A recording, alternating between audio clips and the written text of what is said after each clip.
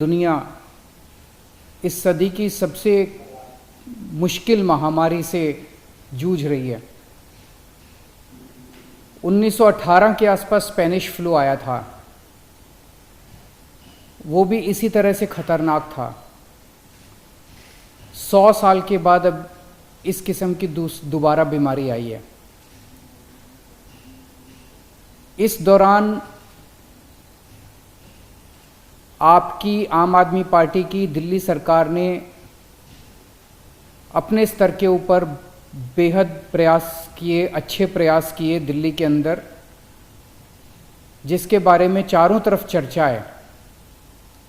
मैं ये नहीं कह रहा कि दूसरों ने प्रयास नहीं किए, सभी राज्य सरकारों ने प्रयास किए, सभी सरकारों ने प्रयास किए, केंद्र सरकार ने प्रयास किए, सभी लोगों ने प्रयास किए। उसी तरह से आम आदमी पार्टी की दिल्ली सरकार ने भी प्रयास किए, दिल्ली के 2 करोड़ लोगों के साथ मिलकर प्रयास किए। जो काम किए गए उनमें बहुत सारी ऐसी चीजें थी जो पहली बार हुई। जैसे शुरू में प्लाज्मा थेरेपी आई थी। प्लाज्मा थेरेपी दिल्ली में पहली बार इस्तेमाल की गई। प्लाज्मा बैंक, दुनिया का पहला प्लाज्मा बैंक दिल्ली में खोला गया ILBS में, और फिर दूसरा प्लाज्मा बैंक भी दिल्ली में खोला गया LNJP हॉस्पिटल में। दिल्ली ने होम आइसोलेशन की टेक्निक पूरी दुनिया को दी। कोरोना की वजह से, कोरोना पे काम करते हुए doctors, nurses, paramedic staff, corona warriors, अगर कोई शहीद हुए तो उनके परिवार को 1-1 करोड़ रुपए की सहायता राशि दी गई। इस तरह से कई सारे प्रयास थे जो दिल्ली में आपकी सरकार ने पहली बार किए, जिनकी चारों तरफ सराहना हुई है। हम सब लोगों ने मिलकर कोरोना पे काबू पाया, और मैं भगवान से उम्मीद करता हूं कि आने वाले समय में अब कोरोना दोबारा ना हो। तीसरी वेव कहा जा रहा है, लेकिन मैं उम्मीद करता हूं कि तीसरी वेव ना आए। देश भर से मेरे पास खबरें आ रही थी कि आम आदमी पार्टी के कार्यकर्ताओं ने अपने अपने स्तर के ऊपर कोरोना काल के दौरान लोगों की खूब मदद की। एक एक खबर जो है वो दिल को बहुत शांति देती थी, दिल को बहुत सुकून देती थी। इसी के लिए तो आम आदमी पार्टी बनी है। चारों तरफ अपने अपने किस्म किस्म के अपने हीरो पैदा हो रहे थे। दिल्ली में दिलीप पांडे की खूब चर्चा होती थी। अगर दिल्ली में किसी के को भी कोई हो, दिलीप पांडे को फ़ोन कर दो, खाना नहीं मिल रहा, कुछ नहीं मिल रहा। और इस तरह के ढेरों दिलीप पांडे थे पूरे देश के अंदर आम आदमी पार्टी में।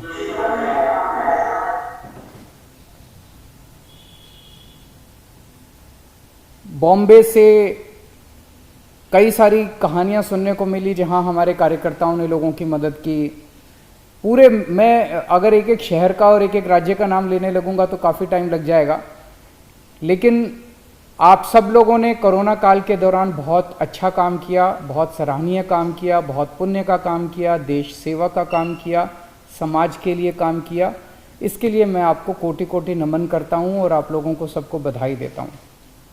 मेरी पंकज जी से गुजारिश है कि एक ऐसा करते हैं कि पूरे देश भर से कोरोना काल के दौरान हमारे पार्टी के कार्यकर्ताओं ने जो जो भी काम किए, छोटे बड़े, इसका एक कंपाइलेशन कर लेते हैं। इससे एक प्रेरणा मिलेगी, अब सब लोगों को प्रेरणा मिलेगी। एक कंपाइलेशन करके हम आपस में पार्टी में बांट सकते हैं ताकि सब लोगों को इस बात से प्रेरणा मिले। आम आदमी पार्टी, अभी तक हमारे देश के अंदर, जैसे अन्ना जी कहते थे, एक प्रथा रही है, सत्ता से पैसा, पैसे से सत्ता, सत्ता से पैसा, पैसे से सत्ता। आम आदमी पार्टी इस राजनीति को बदलने के लिए आई है। आम आदमी पार्टी देश के लिए बनी है। आम आदमी पार्टी समाज के लिए बनी है। येन केन प्रकारेण सही गलत तरीके से सत्ता पाना आम आदमी पार्टी का मकसद नहीं है। और पिछले हमारे 7-8 साल के इतिहास में, 7-8 साल के हमारे कार्यकाल में, 7-8 साल के हमारी यात्रा ने ये दिखा दिया है जनता के सामने। कई लोगों को जब नई नई पार्टी बनी थी लगता था कि बस अब ये तो 1-2 साल में ख़त्म हो जाएगी। फिर जब हमारी दिल्ली में सत्ता बनी फिर लोगों को लगने लगा कि बस ये टर्म है, उसके बाद ये ख़त्म हो जाएगी। लेकिन आज दिल्ली में सरकार चलाने के बाद लोगों को लगने लगा है कि आम आदमी पार्टी अकेली उम्मीद है पूरे देश के अंदर।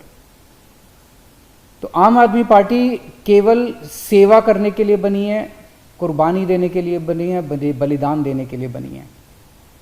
जितने आज नई राष्ट्रीय परिषद में सदस्य आए हैं उन लोगों को मैं कहना चाहता हूं, इस बात को गांठ बांध लो, इस बात को कि केवल और केवल एक ही चीज़ अपने सामने रहनी चाहिए कि मैं कैसे समाज की सेवा कर सकता हूं, कैसे देश की सेवा कर सकता हूं, और अगर ज़रूरत पड़े तो अपना सर्वस्व देश के लिए कुर्बान करने के लिए तैयार रहना। हमारे देश ने बहुत बड़े बड़े इतिहास में बहुत बड़े बड़े हमारे नेता हुए, हमारे आइडियल्स हैं, बहुत सारे स्वतंत्रता सेनानी हैं जिनकी तरफ हम बड़े मान सम्मान से देखते हैं। लेकिन मैं खासकर शहीद आज़म भगत सिंह और बाबा साहब अम्बेडकर का नाम लेना चाहूँगा। आम आदमी पार्टी के ये दोनों परम आदर्श हैं और इन्हीं के बताए हुए रास्ते पे आम आदमी पार्टी चलेगी। एक तरफ शहीद आज़म भगत सिंह हैं जिन्होंने इतनी छोटी सी उम्र में सुप्रीम कुर्बानी दी। आज 23 साल की उम्र के अंदर बच्चा ये सोच रहा होता है कि मुझे लाख रुपए की नौकरी चाहिए कि 1.5 लाख की चाहिए कि 2 लाख की नौकरी चाहिए। 23 साल की उम्र में बच्चा ये सोच रहा होता है कि मुझे एक सुंदर सी लड़की मिल जाए तो मैं शादी कर लूँ। उस व्यक्ति ने न शादी की सोची, न करियर की सोची, और उसने देश के लिए सुप्रीम कुर्बानी दी। भगत सिंह हमारे आदर्श हैं। भगत सिंह भी अगर ये सोच लेते कि देश आज़ाद होगा तो मेरे को ये पद मिले, मेरे को वो पद मिले, मैं ये बन जाऊं, मैं वो बन जाऊं, तो अपने देश को आज़ादी मिलने वाली नहीं थी। उनकी तरह सुप्रीम कुर्बानी करने के लिए हमारे एक एक कार्यकर्ता को, एक एक नेता को तैयार रहना है। बाबा साहब अम्बेडकर ने पूरी जिंदगी संघर्ष किया, संघर्ष की मिसाल थे वो। एक इतने छोटे से बैकग्राउंड से आए थे, कितने गरीब परिवार से आए थे, दलित वर्ग से आए थे, जिसमें उन्होंने इतना संघर्ष किया और उस ज़माने में उन्होंने विदेशों से 2-2 डॉक्टरेट की पीएचडी की डिग्री हासिल की और वापस आके देश का संविधान बनाया। डॉक्टर भीमराव अंबेडकर हमारे आदर्श हैं। इन दोनों से प्रेरणा लेके आप लोग काम करना। हमेशा से मैं एक बात बोलता हूं, जब भी कोई नया कार्यकर्ता, जब भी कोई नया नेता आता है, कि आम आदमी पार्टी में कभी भी पद की इच्छा मत करना। मैं ये बन जाऊं, मैं वो बन जाऊं, मेरे को ये पद मिल जाए, मेरे को वो पद मिल जाए, मेरे को टिकट मिल जाए। हमें खूब जम के काम करना है समाज के लिए, हमें खूब जम के काम करना है देश के लिए। अपने अपने क्षेत्र के अंदर काम करते रहो, खूब काम करो, जम के काम करो। आपके अंदर का आनंद काम से आना चाहिए, पद मिलने से नहीं आना चाहिए। नहीं मिलेगा कभी भी, कोई भी पद मिल जाए आपको, दिल खुश हो ही नहीं सकता। अगर, और आपका काम ऐसा होना चाहिए कि पार्टी आपके पास आके कहे भाई साहब ये पद ले लो, आपको पद मांगने की जरूरत ना पड़े। अगर आप मेरे पास आके कहते हो अरविंद जी मुझे ये पद दे दो, अरविंद जी मुझे ये टिकट दे दो, इसका मतलब आप उसके काबिल नहीं हो, आपको मांगने की जरूरत पड़ रही है। ऐसा काम करो कि अरविंद जी आपके पास आके कहें कि भाई साहब मैंने आपका काम देखा है, आपका काम सुना है, आप ये पद ले लीजिए, आप ये जिम्मेदारी ले लीजिए, आप यहां की टिकट लेके चुनाव लड़िए। ये बड़ी बात होगी। और ऐसे हैं बहुत सारे लोग जिनको मैं खुद जाके बोलता हूं कि आप ये पद ले लीजिए, आप ये टिकट ले लीजिए यहां से। अगर आपके मन में कोई इच्छा जाग जाती है पद की, तो इसका मतलब मन में कुछ स्वार्थ जाग गया। और जब किसी के मन में स्वार्थ जाग जाता है तो फिर उससे सेवा नहीं होती, फिर वो सेवा करने के नाकाबिल हो जाता है।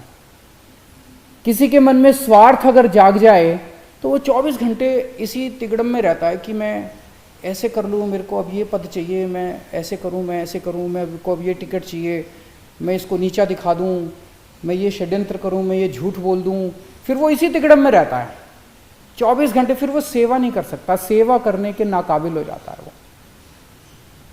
इसलिए ये बहुत ज़रूरी है कि ये पद की लालसा और पद की इच्छा हमें छोड़नी पड़ेगी, नहीं तो हम जिस मकसद से आम आदमी पार्टी बनाई, मैं नहीं चाहता कोई ऐसा समय आए जिस दिन आम आदमी पार्टी की तरफ लोग देख के कहें अरे ये तो बीजेपी जैसी हो गई, अरे ये तो कांग्रेस जैसी हो गई, अरे ये तो दूसरी पार्टी जैसी हो गई। कोई फायदा नहीं है, हम इसलिए तो नहीं आए थे, इसलिए तो आम आदमी पार्टी नहीं बनाई हम लोगों ने। अगर आपके मन में किसी भी वक्त मन टटोल के देखते हैं और पद की इच्छा जाग गई, तो उसका एक तरीका है उसको कंट्रोल करने का। अगर आप दिन में 8 घंटे काम कर रहे हैं, 10 घंटे काम करना शुरू कर दो, 12 घंटे काम करना शुरू कर दो, 14 घंटे काम करना शुरू कर दो। खूब सेवा करो, जितनी सेवा करोगे, जितना तप करोगे, जितनी तपस्या करोगे, उतना अहम पिघलता जाएगा और उतनी ये इच्छा जो है ये पिघलती जाएगी। लेकिन ये जो पद की इच्छा रहती है, इसको हमें त्यागना पड़ेगा। हम देखते हैं दूसरी पार्टियों में क्या हाल है, एक एक पद के लिए, एक एक टिकट के लिए 10-10 लोगों में मार भिड़े पड़े हैं, एक दूसरे से लड़ रहे हैं, एक दूसरे से लोग षड्यंत्र रचे जा रहे हैं, टूट रही हैं पार्टियां। क्या हम चाहते हैं कि हमारी पार्टी के साथ कभी भी ऐसा हो? अगर ऐसा होता है तो एक इतनी बड़ी उम्मीद और इतनी बड़ी आशा खत्म हो जाएगी। गीता में एक श्लोक है जिसका भाव है कि समाज का जो नेता होता है उसकी तरफ सारा समाज देखता है, उसका आचरण जो है वो बहुत जरूरी होता है उस नेता का। अगर उस नेता का आचरण भ्रष्ट हो जाए तो उसका समाज पे बहुत बुरा असर पड़ता है। ये श्री कृष्ण अर्जुन जी को तब कहते हैं जब उनके मन में, वो कहते हैं कि अगर ये कायर भाव तुम्हारे मन में आ गए तो इसका न केवल तुम्हारे ऊपर, पूरे समाज के ऊपर गलत असर पड़ेगा। आज पूरा देश आम आदमी पार्टी की तरफ देखता है। ईमानदार राजनीति की बात होती है तो आम आदमी पार्टी की तरफ देखते हैं। पूरे देश में शिक्षा की बात होती है तो मनीष सिसोदिया जी की तरफ देखते हैं। अगर हमें स्वास्थ्य की बात करते हैं तो मोहल्ला क्लिनिक की चर्चा होती है चारों तरफ देश के अंदर। आज आम आदमी पार्टी कई नए आदर्श तैयार कर रही है, तो इसीलिए कभी भी गलत रास्ते पे मत चल पड़ना, पद की प्रतिष्ठा की इच्छा मत करना। जैसे सेवा कर रहे हो ऐसे सेवा करते रहना और खूब सेवा करना। और मैं उम्मीद करता हूं कि जिस मकसद से हम सब लोगों ने मिलकर आम आदमी पार्टी बनाई है वो मकसद हमारा ज़रूर पूरा होगा। आज राष्ट्रीय परिषद में जितने नए सदस्य आए हैं उन सबको मैं दिल से बहुत बहुत शुभकामनाएं देता हूं। नमस्कार।